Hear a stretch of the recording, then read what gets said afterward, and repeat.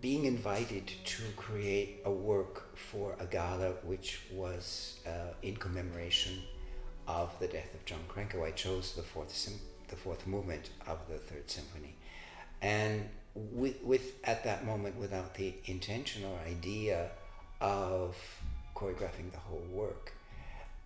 In a sense, that certainly is a very important moment in the piece. We could say it's the heart of the piece, because I think that in the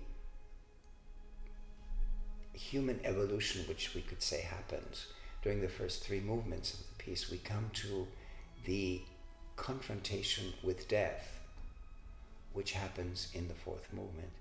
And certainly it is such an important aspect of human life that I think, although later I decided to do the whole work and the first movement with this enormous group of young men gives a very strong impression.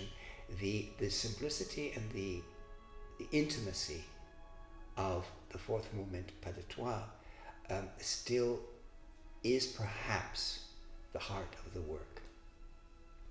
Of course, I could describe my relationship to the music of Gustav Mahler and the working, but it might take several hours.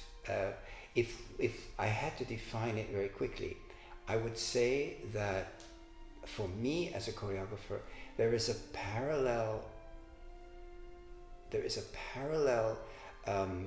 happening in working with the music of Gustav Mahler to the actual nature of dance. Dance uses the human being as its instrument and its subject. Those who perform and those who watch have the same instrument. Those who watch have an emotional reaction to the articulation of those who perform. If they jump high, if they balance for a long time, I understand in my body what that means. I think that the music of Gustav Mahler, for me personally, in the way he uses kinds of music, waltzes, marches, a Ländler, which are very accessible, we are brought into that music and led, in a sense, through the articulation of the music into something metaphysical.